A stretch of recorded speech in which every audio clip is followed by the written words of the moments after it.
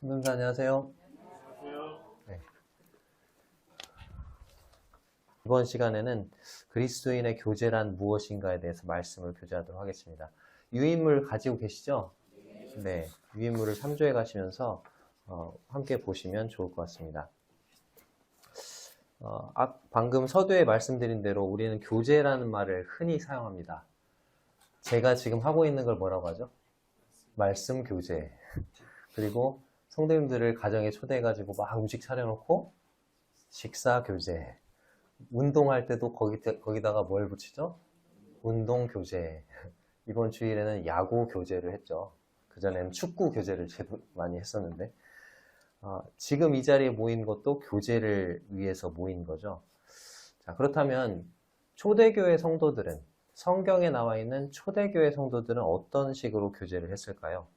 신약 성경이 보여주고 있는 초대교회 성도들의 최초의 교제의 모습은 어떤 것이었을까요? 한번 사도행전 2장 42절을 찾아보겠습니다.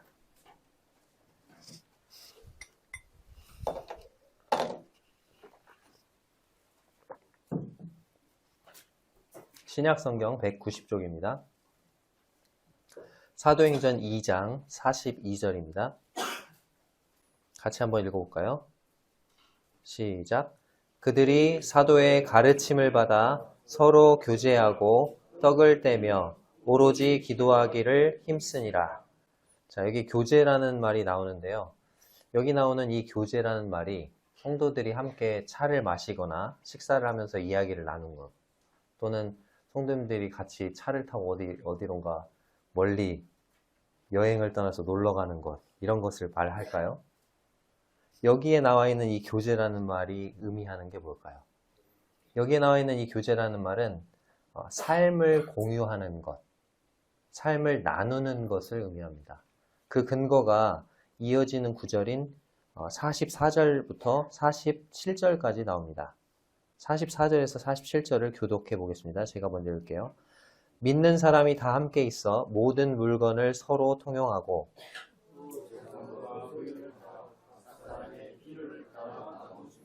날마다 마음을 같이하여 성전에 모이기를 힘쓰고 집에서 떡을 떼며 기쁨과 순전한 마음으로 음식을 먹고 하나님을 찬미하며 또 주께서 구원받는 사람을 날마다 방금 읽은 사도행전 2장 42절에서 47절까지의 제목이 달려 있어요. 제가 가진 성경에는. 그리고 그 제목이 뭐라고 달려있냐?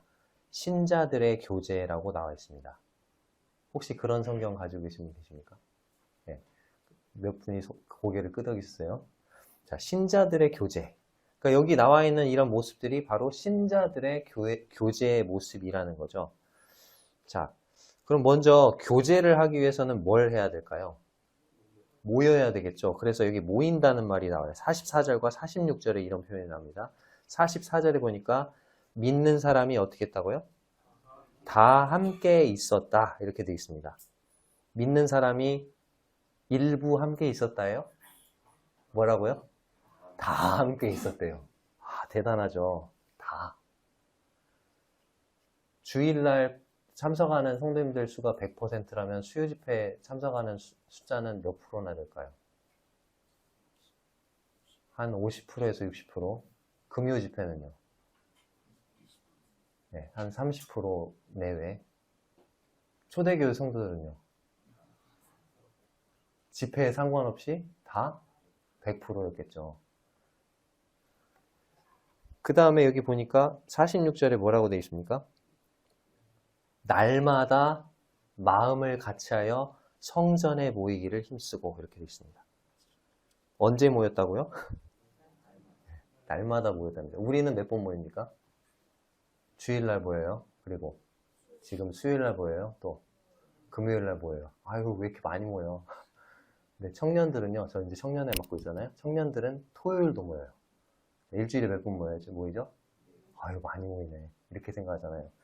근데 초대교회 성도님들은 어떻게 모였다고요? 네, 날마다 모였대요. 날마다 모였는데 날마다 어떻게 모였대요? 마음은 따로따로? 몸은 가 있는데 마음은 따로? 아니요. 여기 뭐라고 돼 있어요? 마음을 같이 하여.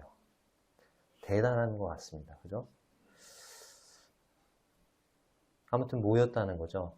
교제는 모여야 할 수가 있어요. 모이지 않으면 교제할 수가 없습니다. 몇 년 전에 우리 남원 서문교회에서 교제를 비전으로 세운 적이 있었는데 그때 표어가 뭐였죠?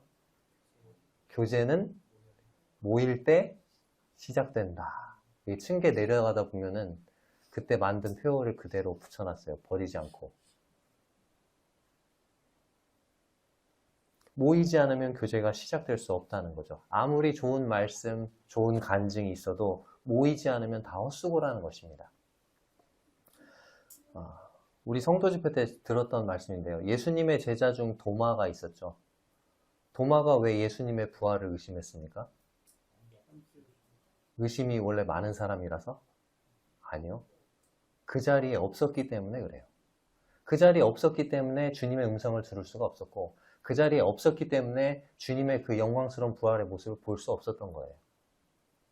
만약에 그 자리에 도마가 있었더라면 부활을 의심했을까요? 의심하지 않았을 겁니다. 다른 성도들이 다 모여있는 그 자리에 내가 없다면 나도 도마처럼 다른 제자들은 다 들은 주님의 음성을 못 듣게 될 것입니다. 다른 제자들은 다 본 그 영광스러운 주님의 모습, 이 시간 또 우리가 집회로 모이는 그 시간에 들려지는 말씀을 통해서 주님이 어떤 분이신지, 얼마나 놀라운 분이신지, 영광스러운 주님이신지 보여주시잖아요. 근데 그 모습을 놓치는 거죠. 그런 모습을 놓치게 될 때 도마처럼 불신앙의 모습을 가질 수 있다는 것입니다. 다음으로 44절과 45절에 보면 초대교회 성도들은 어떻게 교제를 했습니까? 44절에 보니까 모든 물건을 어떻게 했어요?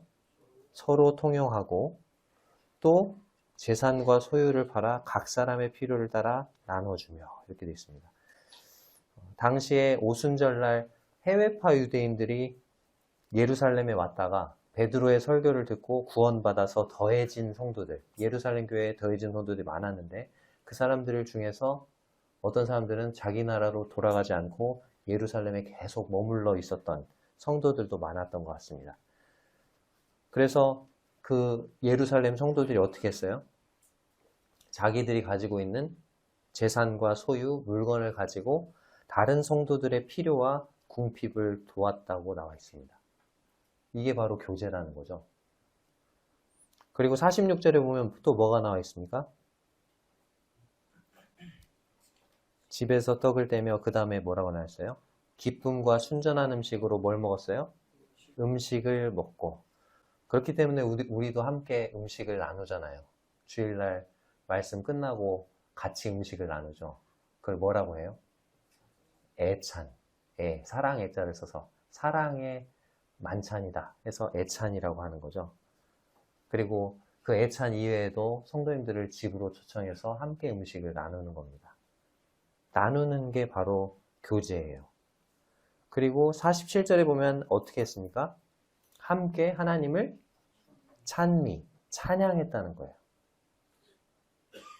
그리고 이와 같은 교제의 모습을 통해서 믿지 않는 사람들, 온 백성에게 뭘 받았어요? 칭송을 받습니다. 저 사람도 어떻게 저렇게 할 수가 있지? 저렇게 나눌 수가 있지? 저렇게 삶을 나누고 서로의 필요를 나누고 도와주고 어떻게 저렇게 할 수 있지? 칭송을 받았어요. 그리고 그런 교제의 모습에 호감을 느낀 사람들이 교회에 어떻게 됐어요? 연결되었고 그래서 칭송을 받으니 그 다음 뭐라고 되어 있습니까? 결론, 주께서 구원받는 사람을 날마다 더하게 하신다. 그래서 그런 교제의 모습에 호감을 느낀 사람들이 교회에 연결되고 구원받는 사람들이 날마다 더해졌던 거예요. 이것이 바로 초대교회 성도들의 교제의 모습이었습니다. 성도들이 자주 모이고 많은 시간을 보내는 것 물론 좋습니다. 그리고 중요합니다. 그러나 교제의 진정한 의미는 얼마나 자주 모이고 얼마나 많은 시간을 함께 보내느냐에 달려있지 않습니다. 성도들이 아무리 자주 모이고 많은 시간을 함께 보내도 구원받지 않은 사람들이 모여서 하는 일과 별 차이가 없다. 그렇다면 그것은 성경이 말하는 교제라고 보기는 어려울 것입니다. 예를 들어서 성도들이 모여서 식사를 해요. 근데 식사를 하면서 얘기를 하는데 부동산이 어떻고 맛집이 어떻고 어떻게 하면 건강에 좋다더라. 뭘 가봐라. 그런 얘기만 계속 하다가 헤어졌어요. 자, 그러면 그것은 그리스도인의 교제입니까? 아니면 세상 사람들의 친목 모임과 별 다를 바가 없는 겁니까? 세상 사람들의 친목 모임과 별 다를 바가 없는 거죠.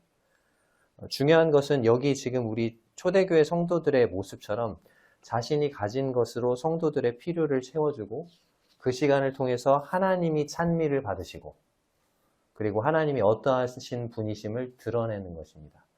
이것이 빠져 있다면 성경이 말하는 진정한 교제라고 할 수 없다는 거죠. 요한계시록 2장과 3장에 보면은 소아시아의 7교회가 나옵니다. 그 중에 맨 마지막에 나오는 교회가 어디죠? 라오디게아 교회입니다. 라오디게아 교회에도 성도들 간의 교제가 있었을까요? 교회니까 있었겠죠. 말씀 교제가 있었겠죠. 그죠? 식사 교제가 있었겠죠. 소그룹 교제가 있었겠죠. 다양한 형태들의 교제가 있었을 것입니다. 라오디게아 교회 성도들은 이렇게 말했습니다. 우리는 부요하여 부족한 것이 없어. 물질적으로 부요하기도 했지만 수많은 교회에 많은 행사들도 있었을 것 같아요. 많은 것들을 했나 봅니다. 부요해서 부족한 것이 없다고 말하는 거 보면 그들은 아마도 자신들이 풍성한 교제를 누리고 있다고 생각했을 것입니다. 근데 문제가 뭐였을까요? 잠깐 계시록을 살펴보겠습니다. 요한계시록 3장 17절에서 20절입니다. 제가 읽겠습니다. 내가 말하기를 나는 부자라 부요하여 부족한 것이 없다 하나 내 곤고한 것과 가련한 것과 가난한 것과 눈먼 것과 벌거벗은 것을 알지 못하는도다. 내가 너를 권하노니 내게서 불로 연단한 금을 사서 부요하게 하고 흰옷을 사서 입어 벌거벗은 수치를 보이지 않게 하고 안약을 사서 눈에 발라보게 하라. 무릇 내가 사랑한 자를 책망하여 징계하노니 그러므로 네가 열심을 내라 회개하라. 볼지어다 내가 문 밖에 서서 두드리노니 누구든지 내 음성을 듣고 문을 열면 내가 그에게로 들어가 그와 더불어 먹고 그는 나와 더불어 먹으리라. 라오디게아 교회에서 이루어지고 있는 그 모든 교제의 활동의 문제가 뭐죠? 20절에 보니까 예수님이 어디 서서 두드리고 계세요? 네, 교회 문 안에 계셔요? 문 밖에 계세요? 네, 문 밖에 계세요. 교제를 엄청나게 부요하게 풍성하게 하고 있다고 얘기를 했는데 정작 그들의 교제 가운데 주님은 계시지 않았습니다. 20절을 보면 주님은 그들의 교제로부터 철저하게 소외된 모습으로 문 밖에 서서 문을 두드리고 계십니다. 그리고 문을 좀 열어달라고 호소하고 계세요. 우리 남원 서문교회의 교제는 어떠한가요? 주님이 우리 교제 가운데 참으로 임재해 계십니까? 주님이 우리 교제의 중심이 되십니까? 아니면 라오디게아 교회처럼 우리는 교제한다고 하고 있는데 주님은 외면당하고 있고 정작 주님은 그 자리에 계시지 않는 상태는 아닌가요? 우리가 하고 있는 교제들을 좀 돌아보는 그런 시간이 되었으면 좋겠습니다. 라오디게아 교회는 어떻게 그럼 회복할 수 있을까요? 그와 같은 상황에서. 그 회복 방법을 20절에서 주님이 말씀하고 계시죠. 볼지어다 내가 문 밖에 서서 두드리노니 자 이제 해결책이 나와요. 누구든지 내 음성을 듣고 문을 열면 내가 그에게로 들어가 그와 더불어 먹고 그는 나와 더불어 먹으리라. 자 어떻게 하면은 회복될 수 있어요? 교제를? 주님과의 교제를? 네, 주님의 음성을 듣고 문을 열라는 거죠. 그러니까 성도들 개개인이 먼저 주님과의 교제를 회복해야 한다는 거예요. 주님의 음성을 듣고 마음 문을 열어서 주님이 들어오셔서 그와 더불어 먹고 그는 주님과 더불어 먹는 친밀한 교제를 누려야 한다는 것입니다. 그게 해결책이에요. 여기 지금 더불어 먹는다라고 되어 있는데 더불어 먹는다는 것은 식탁 교제를 말하는 거죠. 식사 교제, 식탁 교제. 성경에서 가장 친밀한 교제의 특권을 누리는 것을 식탁 교제로 이렇게 말씀하고 있습니다. 그래서 시편 23편에서도 이렇게 말씀하시죠. 주께서 내 원수의 목전에서 내게 뭘 베푸시죠? 상이 뭡니까? 교육부 장관상, 그 상 아니에요? 식탁을 말하는 거예요. 식탁을 베풀어 주신다는 거예요. 그 다음에 요나단의 아들 무비보셋, 사울 왕의 손자죠. 다윗 왕의 입장에서 봤을 때는 정적이죠. 근데 그 무비보셋을 다윗 왕이 긍휼히 여겨서 요나단과의 언약을 인해서 어떻게 합니까? 다윗이 먹는 상에서 함께 먹게 하죠. 자, 유대인들은 이방인들과 같이 먹습니까? 안 먹습니까? 안 먹죠. 교제할 수 없다는 것을 의미하는 거예요. 근데 주님은 어떻게 하셨습니까? 죄인과 세리들과 함께 어떻게 했죠? 드셨어요. 주님이 주의 만찬, 우리 성만찬 예배, 그 제정을 어느 자리에서 하셨어요? 네, 식탁 자리에서 하셨습니다. 그래서 이 식탁은 친밀한 교제, 그래서 여기서 나와 더불어 먹는다, 그런 표현을 쓰고 있는 거죠. 그렇게 주님과의 교제를 회복할 때야 비로소 성도들 간의 교제도 회복될 것입니다. 자, 이제 3번으로, 유인물 3번으로 넘어가서 성경에 나오는 교제라는 단어를 통해서 본 이 교제의 개념을 살펴보겠습니다. 성경에서 교제라는 말은 이 원어, 그 헬라어로 코이노니아라고 하는데요. 따라서 해보세요. 코이노니아. 네, 코이노니아입니다. 이 단어는 신약 성경에서 여러 가지 뜻으로 사용되고 있어요. 이 코이노니아가 신약 성경에 19번 나오는데요. 우리가 쉽게 알고 있는 교제라는 말로 번역된 게 몇 번? 4번이고요. 사귐이라는 단어로 번역된 게 5번. 참여가 5번. 연보가 2번. 연보가 뭐죠? 헌금이죠, 헌금. 그 다음에 교통이 1번. 친교가 1번. 서로 나누어 주기가 1번입니다. 자, 교제로 번역된 거는 우리가 아까 살펴봤죠. 사도행전 2장 42절에 그들이 사도의 가르침을 받아 서로 교제하고 떡을 떼며 오로지 기도하기를 힘쓰니라. 자, 사귐으로 나누는 거 한 가지만, 5개 중에 하나만 제가 읽어드릴게요. 요한일서 1장 3절에 보니까 우리가 보고 들은 바를 너희에게도 전함은 너희로 우리와 사귐이 있게 하려 함이니 우리의 사귐은 아버지와 그의 아들 예수 그리스도와 더불어 누립니다. 자, 참여함. 빌립보서 1장 5절에 이런 말이 있어요. 너희가 첫날부터 이제까지 복음을 위한 일에 참여하고 있기 때문이라. 자, 어떤 일에 참여한다고요? 복음을 위한 일에 참여하고 있다. 그러니까 빌립보 성도들이 사도 바울의 그 복음을 전하는 일에 첫날부터, 빌립보 교회가 세워진 그날부터, 빌립보 교회가 세워질 때 첫 열매가 누구죠? 루디아잖아요. 루디아 자매님이 구원받은 첫날부터 바울 사도 일행을 자기 집으로 초대해요. 먹이고 필요한 부분을 물질적으로 지원하고 그 일을 첫날부터 했거든요.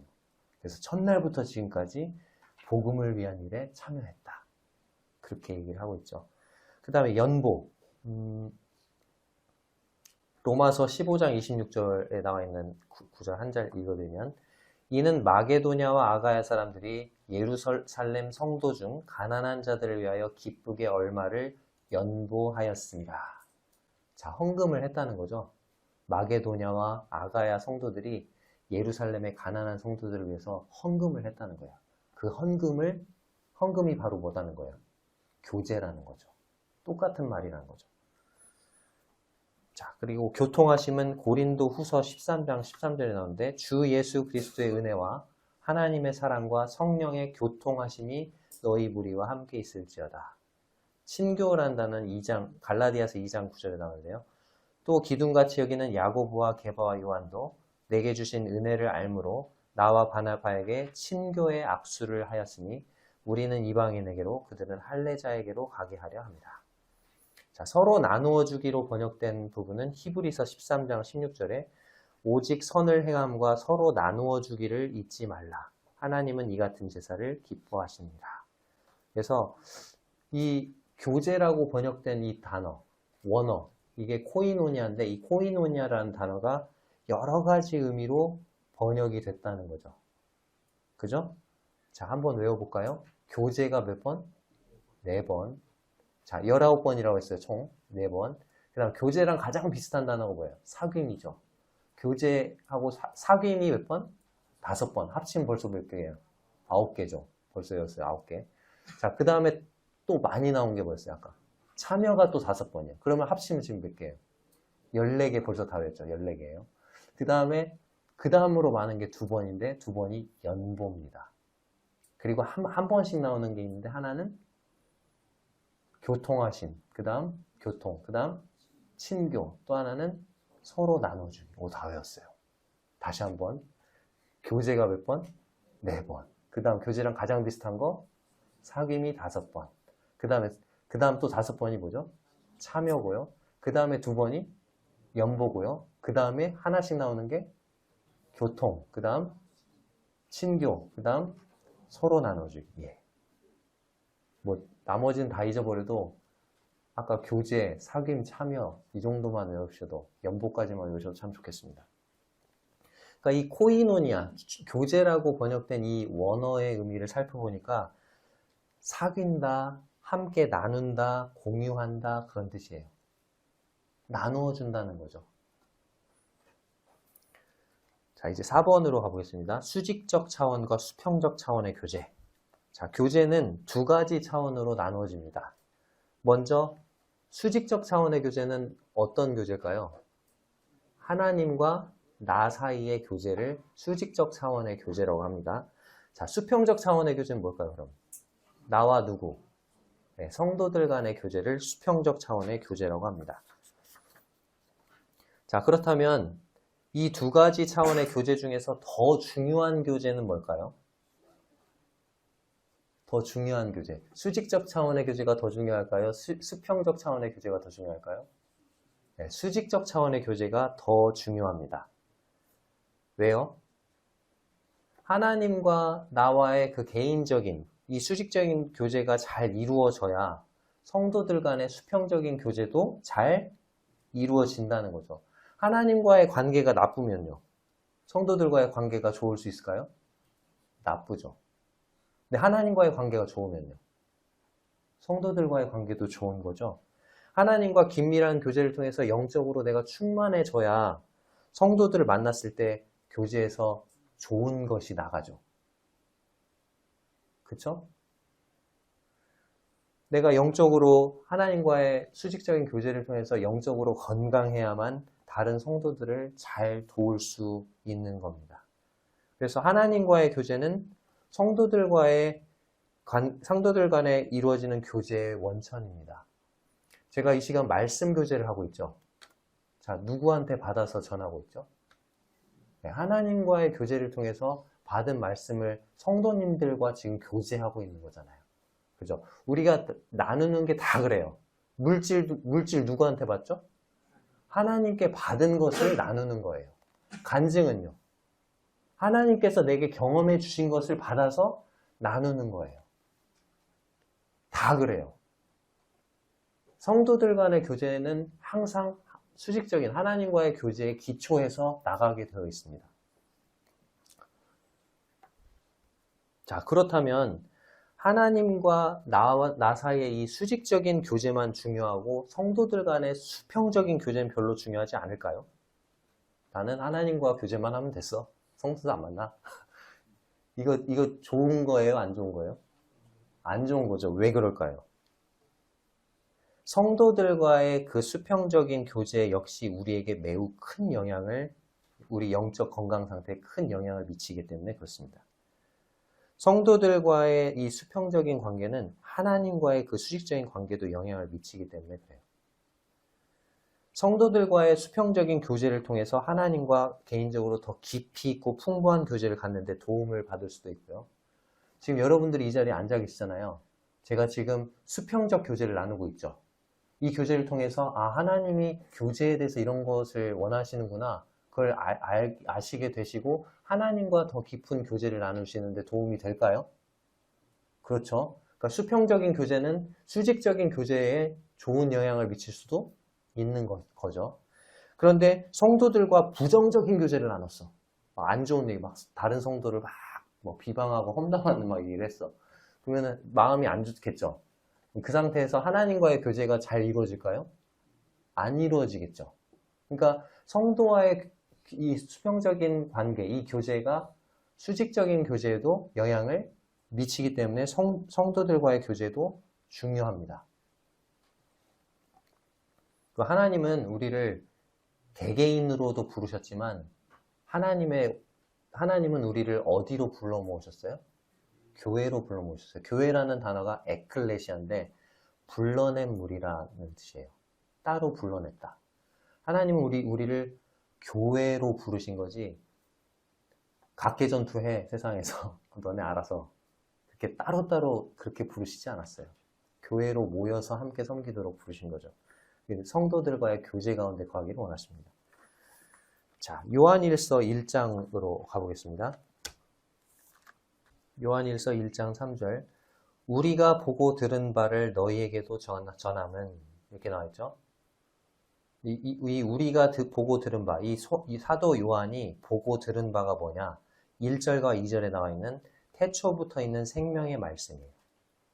그 태초부터 있는 생명의 말씀이 누구냐? 우리가 듣고 눈으로 보고 자세히 보고 우리의 손으로 만진 분이에요. 그게 누구죠? 예수 그리스도예요. 우리가 보고 들은 이 예수 그리스도를 너희에게 전하는 이유는 너희로 어떻게 한다고요? 우리와 사귐이 있게 하려 함이니 우리의 사귐은 아버지와 그의 아들 예수 그리스도와 더불어 누림이라. 이렇게 나와 있습니다. 자, 이 사도 요한이 왜 자기가 보고 들은 이 예수 그리스도를 너희에게 전해요? 너희로 우리와 뭐 하려고요? 사귐을 갖기 위해서, 교제하기 위해서라는 거죠. 우리가 지금 사귐을 누군가와 함께 갖고 있는데 그 사귐이 너무 좋아. 그러니까 너희들을 그 사귐에 초대하고 싶어. 근데 그 사귐이 어떤 사귐이에요? 알고 보니까 누구와 함께 누리는 사귐이에요? 우리의 사귐은 아버지와 그의 아들 예수 그리스도와 더불어 누리는 그 사귐이에요. 내가 어떤 분하고 교제를 하고 있는데 너무 좋아. 그래서 그분과 그 교제에 너를 초대하고 싶어. 그런 얘기죠. 자, 그럼 사도 요한은 지금 여기에 지금 아버지와 그의 아들 예수 그리스도와 더불어 누리는 사귐이 나오죠. 자, 이건 수직적 차원의 교제입니까? 아니면 수평적 차원의 교제입니까? 수직적 차원의 교제죠. 자, 그 다음에 너희와 우리의 사귐은요? 수평적 차원의 교제죠. 자, 그럼 사도 요한은 이 두 가지 차원의 교제 중에서 어떤 교제를 먼저 하고 있었고 그 다음에 어떤 교제를 갖고자 하고 있죠? 먼저 갖고 있었던 거, 사도 요한이 수직적 차원의 교제를 갖고 있었죠. 나 하나님과 교제 갖고 있는데 너무 좋아. 그래서 다른 사람을 어떻게 해요? 그 사귐에 초대하는 거죠. 이게 뭐예요? 수평적 차원의 교제가 되는 거죠. 그러니까 수직적 차원의 교제가 먼저고 그 다음에 수평적 차원의 교제가 다음이라는 거예요. 사도 요한은 아버지와 그의 아들 예수 그리스도와 사귐을 갖고 있었고 그리고 우리의 사귐이 너희와 우리의 사귐, 즉 수평적 차원의 교제로 이어지기를 원했다는 것입니다. 우리는 살아가면서 많은 사람들과 여러 종류의 사귐을 갖죠. 그리고 그 사귐을 통해서 기쁨을 얻기 원합니다. 그러나 사람과의 사귐은 우리에게 온전한 만족을 주지 못해요. 때로 사람과의 사귐은 우리에게 실망과 슬픔을 안겨줍니다. 그러나 아버지와 그의 아들 예수 그리스도와 더불어 누리는 사귐은 우리에게 무엇을 줍니까? 요한일서 1장 4절, 그 다음 구절이죠. 4절에 뭐라고 나와 있습니까? 우리가 이것을 쓰면 우리의 기쁨이 충만하게 하려 함이라. 이 우리의 기쁨이 다른 번역 성경에는 너희의 기쁨으로 나와 있어요. 사도 요한이 너희를, 여기 나와 있는 이 요한일서를 받는 수신자들, 너희를 이 요한일서를 통해서 이 우리의 사귐에 초대하는데 그 이유는 너희가 이 사귐을 통해서 충만한 기쁨을 얻게 하기 위함이다 라는 거죠. 하나님과의 교제, 예수 그리스도와의 교제는 우리에게 기쁨을 주는데 그 기쁨은 그냥 기쁨이 아니라 어떤 기쁨이라고요?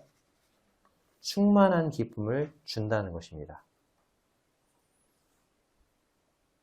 이 세상 사람들이 이해할 수 없는 충만한 기쁨을 맛볼 수 있다는 거죠. 자, 이제 5번으로 넘어가겠습니다. 교제의 기원.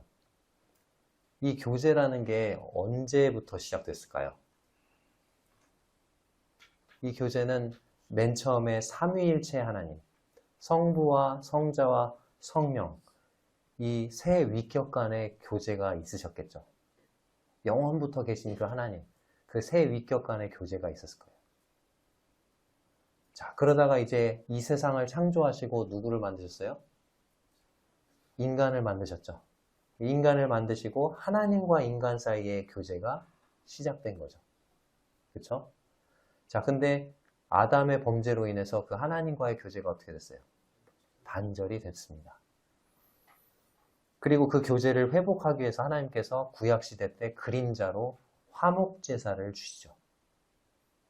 그리고 신약시대에 와서는 이제 실체 되시는, 그림자가 아니라 실체 되시는 온전한 화목제물 되신 예수 그리스도를 통해서 하나님과 우리 사이의 교제를 회복하기 원하시는 겁니다.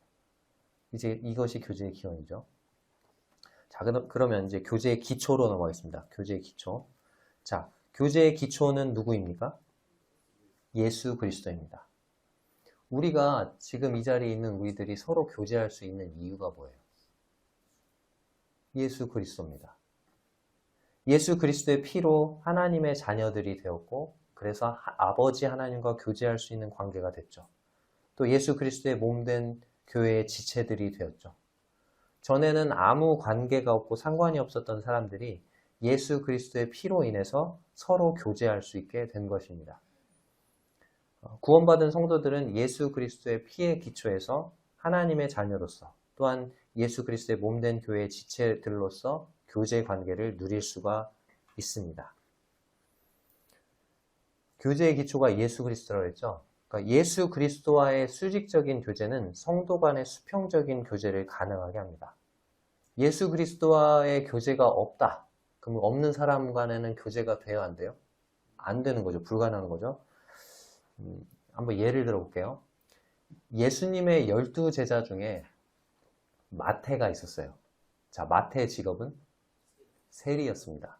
세금 징수원이에요. 근데 세금을 징수하는데 어느 나라를 위해서 세금을 징수해요? 당시 이스라엘을 식민지로 삼았던 로마. 자, 그리고 그 예수님의 12제자 중에 한 사람이 또 있는데 그 사람은 열심당원 시몬이에요. 이 열심당원, 열심히 하는 열심당원. 열심당원 시몬이니까 이 사람은 어떤 사람이었을까요? 우리나라로 말하면 독립군이에요, 독립군. 그러니까 지금 마태와 이 열심당원 시몬의 관계는 우리나라 일제시대, 일제강점기로 따지면 마태는 어떤 사람이에요? 친일파야. 일본의 앞잡이. 막 세금을 막 자기 동족들한테 걷어가지고 로마에 바치는 거죠. 친로마죠. 자, 그리고 열심당원 시몬은요, 그런 친일파를 잡아서 어떻게 하는? 잡아서 암살하고 죽이는 독립군이라고요. 독립투사. 이 사람들이 같이 식사하는 게 가능할까요? 식탁 교제? 가능할까요?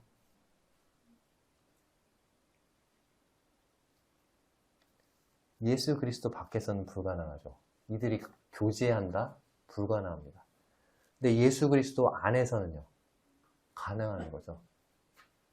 교제의 기초가 누구시기 때문에? 예수 그리스도시기 때문에 그렇습니다. 마태와 열심당원 시몬 모두 누구와 교제 관계를 맺었어요? 예수 그리스도와 교제 관계를 맺었기 때문에 서로 교제할 수 있는 것입니다. 이 자리에 계시는 우리 성도님들 한번 생각해 보세요. 우리가 어떻게 교제할 수 있죠? 여기 지금 이 조합이 어떤 조합이에요? 세상에서 도대체. 우리가 나이가 같아요? 나이 다 달라요. 그죠? 나이도 달라. 그 다음에 살아온 배경도 달라요. 직업도 달라요. 얼굴 생김새도 달라요. 사고방식도 달라요. 성격도 달라요. 혈액형도 달라요. 다 달라요. 세상에서는 이 조합으로 이렇게 이 자리에 한 자리에 모여 있는다는 게 세상에서는 약간 상상하기 어려운 조합입니다. 근데 어떻게 이 자리에 이렇게 모였을까요? 우리가 무슨 공통점이 있어서? 함께 교제를 할 수 있을까요? 공통점이 뭐죠? 예수 그리스도입니다. 예수 그리스도가 교제의 기초가 되십니다. 예수 그리스도 안에 우리가 함께 있기 때문에 이 자리에 함께 만나서 교제할 수 있는 것입니다. 우리들 각자가 예수 그리스도와 교제 관계를 맺고 있는 사람이기 때문에 함께 교제할 수 있는 것입니다. 자, 이제 7번으로 넘어갈게요. 자, 11번까지였는데 이거 오늘 안에 다 할 수 있을까 하면서 걱정했었는데 할 수 있을 것 같아요. 빨리빨리 해보겠습니다. 7번. 그리스도인의 교제의 특징. 요한일서에 보면 하나님은 빛이시라. 하나님은 사랑이시라. 성령은 진리니라. 이 세 가지가 나와요. 요한일서의 핵심입니다.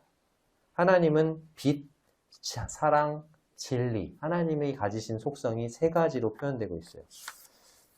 그렇다면 그 하나님과 사귐을 갖고 있는 우리들의 삶에서 그와 같은 하나님의 속성이 나타나야 할까요? 네. 우리들이 갖고 있는 교제에서도 그와 같은 하나님의 속성이 나타나야 할까요? 네, 맞습니다. 하나님이 빛이시기 때문에 조금도 어둠이 없으시기 때문에 하나님과 교제를 갖고 있다고 하면서 어둠 가운데 행하면 돼요, 안 돼요? 안 됩니다. 우리의 삶에 거짓이 있거나 죄가 있어서는 안 됩니다. 우리의 삶은 거룩하고 깨끗해야 합니다. 하나님이 빛이시기 때문에 어둠에 행하기보다는 하나님의 말씀에 순종하는 삶을 살아야 합니다. 마찬가지로 우리가 성도들과 갖는 그 교제 가운데서도 거짓이 있거나 죄가 있어서는 안 되겠죠. 그리고 우리의 교제 역시 거룩하고 깨끗한, 하나님 보시기에 거룩하고 깨끗한 교제여야 해요. 그리고 우리의 교제는 하나님의 말씀에 순종하는 것을 격려하는 교제여야 해요. 해봐야 안 돼. 이게 아니고 하나님의 말씀에 순종하는 것을 격려하는 교제여야 해요. 하나님 빛이시기 때문에. 두 번째, 하나님은 뭐라고요? 사랑이시다. 하나님과 교제를 갖고 있다고 하면서 형제를 미워해서는 돼야 안 돼요? 안 됩니다. 우리의 삶 속에서 그리고 우리의 교제 가운데서 하나님의 사랑이 서로에게 나타나야 합니다. 세 번째, 하나님은 진리시죠. 하나님과 교제를 가지고 있다면 성경에서 말씀하고 있는 진리를 부인해서는 돼야 안 돼요? 안 돼요. 요한일서에서 특별히 강조하고 있는 진리가 뭘까요? 예수 그리스도에 관한 진리입니다. 특별히 그 중에서도 성육신에 관한 진리인데요. 성경이 말씀하는 그 진리를 부인하는 자는 진리 되신 하나님을 거절하는 사람이 되겠죠. 요한일서에서는 그런 사람을 적그리스도라고까지 표현하고 있어요. 진리 되신 하나님과 교제를 갖고 있는 사람은 하나님이 성경을 통해서 말씀하신 진리들을 받아들이는 사람입니다. 우리의 교제 역시 성경이 말씀하는 진리들을 인정하고 받아들이는 교제가 되어야 합니다. 8번으로 넘어갔어요. 이건 좀 제가 좀 생각을 해본 건데, 교제와 전도, 교제와 구원, 교제와 성화, 교제와 징계의 관계가 뭘까? 자, 전도가 뭡니까? 아까 요한사도가 요한일서에서 말한 것처럼 교제가 너무 좋아. 하나님과 교제가 너무 좋아. 그래서 이 교제에 누구를 초대해요? 성도들을 초대할 수도 있죠. 그럼 성도와의 교제가 되는 거고, 불신자들을 그 교제에 초대하면요. 그게 뭐예요? 그게 바로 전도예요. 전도가 다른 게 아니더라고요. 교제와 관계를 살펴보니까. 구원은 뭡니까? 그러면 그 초대에 응해서 하나님과 교제 관계를 맺는 게 구원받는 거죠. 성화는요. 하나님과의 그 교제가 더욱더 깊어지고 하나님과 더욱더 친밀한 교제를 갖는 것이 성화입니다. 그러면서 더 거룩해지고 주님을 닮아가는 삶을 살아가는 거, 그게 성화잖아요. 징계는 뭘까요? 징계는 하나님과의 교제가 단절된, 뭔가 문제가 생겨가지고 단절된 그 성도를 수평적 교제에서도 제외시키는 일. 이게 징계입니다. 9번으로 가겠습니다. 교제의 지침. 첫 번째가 뭡니까? 교제할 때 우리가 주의할 점. 첫 번째, 영육을 분간하라. 이 말은 뭐냐면 영적인 것과 육신적인 것을 구별할 줄 알아야 한다는 거죠. 하나님 말씀으로 신앙 안에서 유익이 되고 덕이 되는 교제, 그런 교제는 영적인 교제이겠죠. 그러나 세속적인 대화나 성도를 비방하는 모든 것, 또 신앙에 유익이 되지 못한 것은 육신적인 교제가 되겠습니다.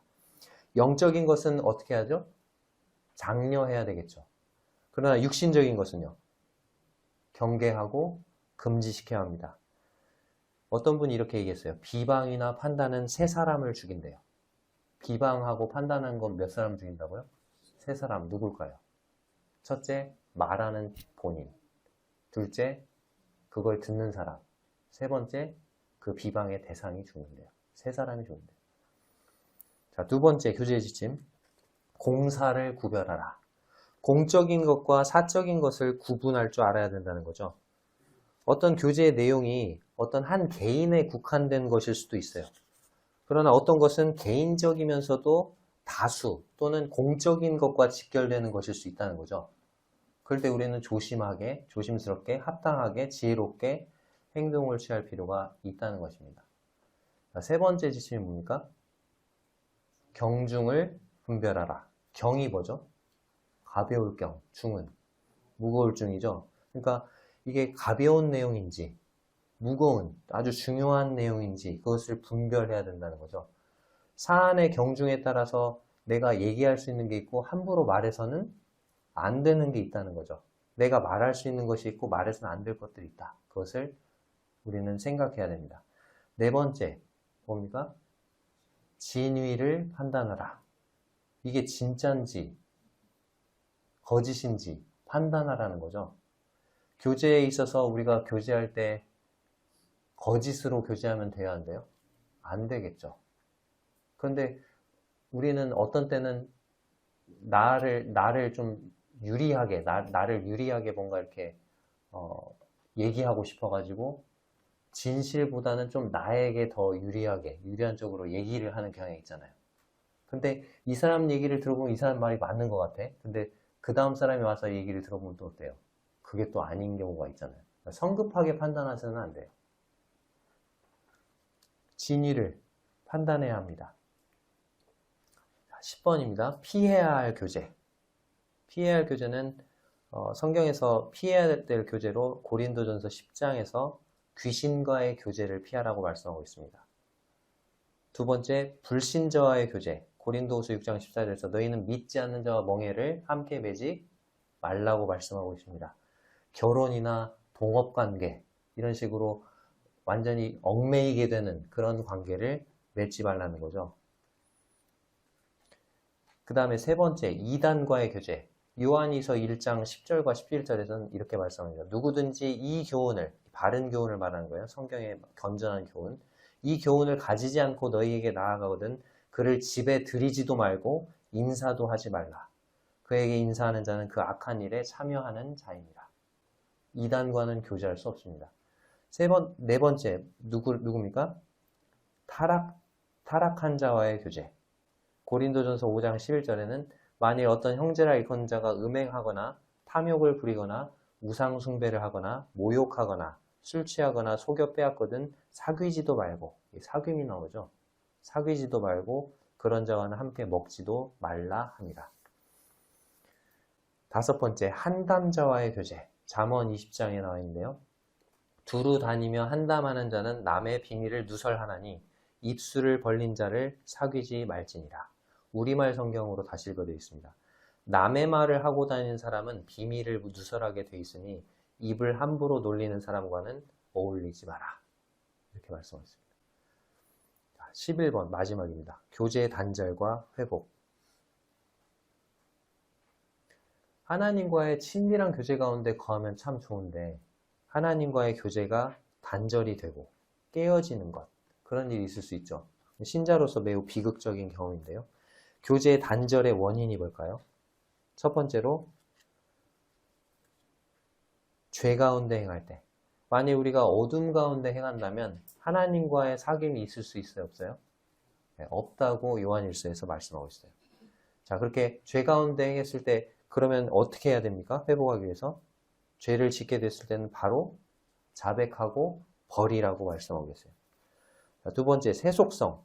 요한일서 2장 15절에서 이렇게 말씀합니다. 누구든지 세상을 사랑하면 아버지의 사랑이 그 안에 있지 아니하니. 하나님보다 세상을 더 사랑함으로 하나님과의 교제가 더 멀어지고 단절되는 데까지 이를 수 있는 거죠. 그 다음에 히브리서 10장 25절에서 집회 참석을 소홀히 하는 것.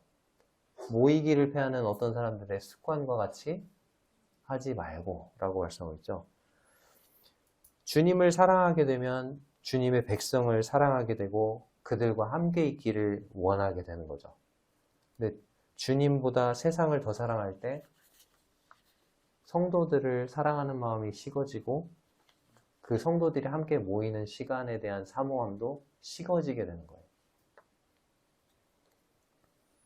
교제 단절의 대가입니다. 자신에게 또 타인에게 하나님께 해를 끼치게 되는데 자신이 받는 해가 뭡니까? 잃어버립니다. 뭘 잃어버려요? 네, 그리스도인으로서 간증을 잃어버릴 수 있습니다. 또 봉사의 기회를 잃어버릴 수 있습니다. 그리고 성도로서 살아가는 기쁨을 잃어버립니다. 그리고 최후에는 뭐도 잃어버립니까? 네, 그리스도의 심판대에서 상을 잃어버리게 됩니다.